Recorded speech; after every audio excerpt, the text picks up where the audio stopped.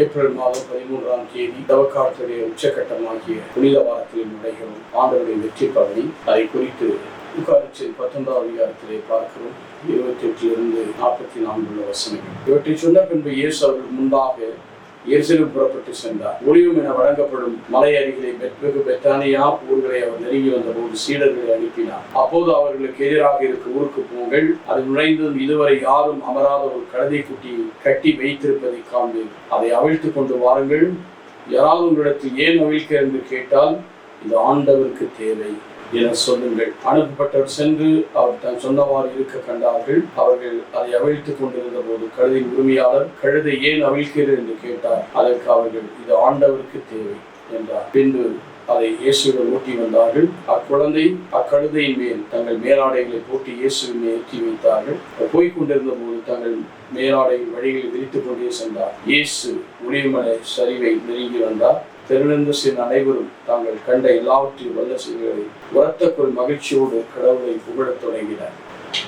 ஆண்டவர் பெயரால் அரசராய் வருகிறவர் போற்ற பெறுக, விண்ணகத்தில் அமைதியும் மாட்சியும் உண்டாகுக என்றனர். அப்போது கூட்டத்தில் இருந்த பரிசேயர் சிலர் அவரை நோக்கி போதகரே சீடரை கடிந்து கொள்ளும் என்றனர். அதற்கு அவர் மறுபடியாக இவர்கள் பேசாதவர் கற்கள் கத்தும் என நான் உங்களுக்கு சொல்லுகிறேன்.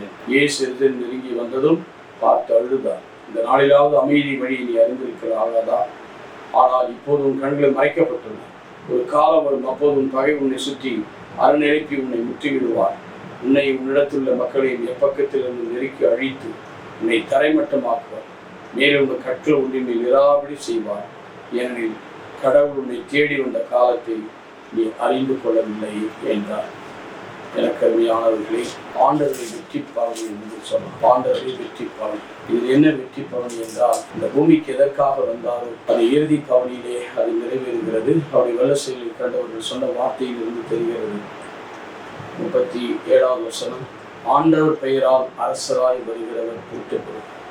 ஆண்டவருடைய பெயரால், ஆண்டவர் என்று ஆளுகிறவர், அரசராக அவர்கள் என்ன நினைத்தார்? யூத அரசர் விண்ணுக்கும் மண்ணுக்கும் அரசராக வருகிறார், போற்ற பெறுக என்றும் விண்ணகத்தில் அமைதி மாட்சி உண்டார். ஏனென்றால் விண்ணகம் மகிழ்கிறது. விண்ணகமானது மன்னகத்துக்கு வந்து ஆண்டவராகவும் அரசராக நம்மத்தில் இருக்கிறார். ஏன் போற்றப்படுகிறார் என்றால் அவர் ஆண்டவர், ஆள்கிறார்.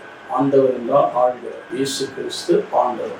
இயேசு என்றால் மீட்பர் என்றும் மீட்பர் என்றும், கிறிஸ்து என்றால் அபிஷேகம் செய்யப்பட்டதினாலே இயேசு கிறிஸ்து என்று நாம் எல்லா முழங்காலும் மண்டியிட்டு இயேசு கிறிஸ்து ஆண்டவர் என்றெல்லாம் நாம் வருகிறது என்று சொல்லியிருக்கிறார்.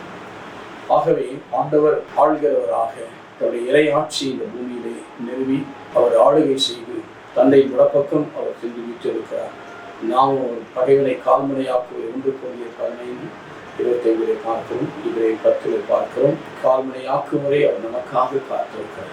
இரண்டாவது, அவர் அரசராய் வருகிறார். அரசர் என்பது தேர்ந்தெடுக்கப்பட்ட 1 Peter அரச குருத்துவ திருப்பு, இயேசு ராஜா. இசைய 1:6 நமக்காக ஒரு குழந்தை கொடுக்கிறது. அவர் சமாதானத்தின் ராஜா. Is a king of peace. அவசரை கர்த்தர், வல்லமுள்ள இறைவன், முடிவில்லாத இத்தனை பண்புகளை கொண்டவர். Is a king of peace. அவர் ராஜாவாக விண்ணுக்கும் மண்ணுக்கும் அரசராக உயர்த்தப்பட்டார். அவன் கனிவரையால் விண்ணுக்கும் மண்ணுக்கும் அரசியாக அவரையும் உயர்த்தியிருக்கிறார். இதற்காக இன்னைக்கு நீங்களும் நானும் அவருடைய ஆட்சியிலே, இறையாட்சியில் ஆளுகை செய்வதன் முடியல. அதிலிருந்து நாம் அனைவரும் கடவுளுடைய பிள்ளைகளாக உரிமை பெற்று நாமும் இந்த உலகத்தை ஆட்சி செலுத்தணும். தீமையை ஆட்சி செலுத்தணும். தீமை நம் மீது ஆளுகை செய்யக்கூடாது. பகைவனை கால்மனை ஆக்கும் வரை நமக்காக காத்திருக்கிறார். பிறகு நம்மை அழைத்து செல்லும் போது நாம் அவரோடு இருப்போம், அவரை போலவே இருப்போம். அந்த நிறைவான ஆசை ஒப்புக்கொள்ளப்போமா? எங்கள் நல்ல தகப்பனே, நேற்றும் இன்றும் இன்றும் மாறாதவர், உடைய கிருபையினாலே எங்களை மூடி மறைத்துக்கொள். நீர் விடுதலை தரும் இந்த வெற்றியின் பவனியிலே ஆண்டவராகும் அரசராகும் நீ முழுமைப்படுத்தினீரே. அந்த நிறைவில் எல்லா விதத்திலும் எங்களை காத்து வச்சு நல்ல பிதாவே.